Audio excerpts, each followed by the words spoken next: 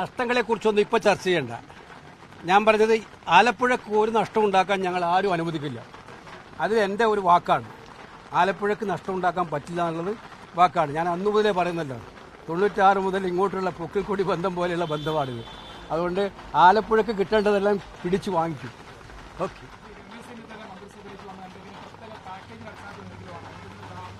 ഇല്ല, അത്തരം പാക്കേജുള്ള രമേശ് ചെന്നിത്തലയും കൂടെ ക്യാബിനറ്റിൽ വേണമെന്നുള്ളത് പാർട്ടിയുടെ ആഗ്രഹമായിരുന്നു. അതനുസരിച്ച് അദ്ദേഹം വന്നു.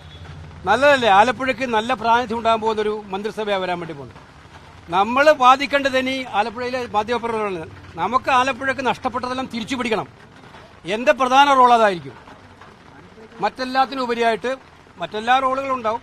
പക്ഷെ എല്ലാത്തിനും ഉപരിയായിട്ട് ആലപ്പുഴയുടെ നഷ്ടപ്രതാപം വീണ്ടെടുക്കാനും തിരിച്ചു പിടിക്കാനും വേണ്ടിയുള്ള പരിശ്രമങ്ങളിൽ ഗവൺമെന്റിന് മുന്നിൽ നിന്ന് ഗവൺമെന്റിനോടൊപ്പം പ്രവർത്തിക്കുക എന്നുള്ളതാണ്. അതിനുവേണ്ടി പോരാടുക എന്നുള്ളതാണ്. എന്തോ നഷ്ടങ്ങളെക്കുറിച്ചൊന്നും ഇപ്പോൾ ചർച്ച ചെയ്യേണ്ട. ഞാൻ പറഞ്ഞത് ആലപ്പുഴക്ക് ഒരു നഷ്ടം ഉണ്ടാക്കാൻ ഞങ്ങൾ ആരും അനുവദിക്കില്ല. അത് എൻ്റെ ഒരു വാക്കാണ്. ആലപ്പുഴക്ക് നഷ്ടം ഉണ്ടാക്കാൻ പറ്റില്ല എന്നുള്ളത് വാക്കാണ്. ഞാൻ അന്നു മുതലേ പറയുന്നല്ലോ, 96 മുതൽ ഇങ്ങോട്ടുള്ള പൊക്കിൾക്കൊടി ബന്ധം പോലെയുള്ള ബന്ധമാണിത്. അതുകൊണ്ട് ആലപ്പുഴക്ക് കിട്ടേണ്ടതെല്ലാം പിടിച്ചു വാങ്ങിക്കും. ഓക്കെ.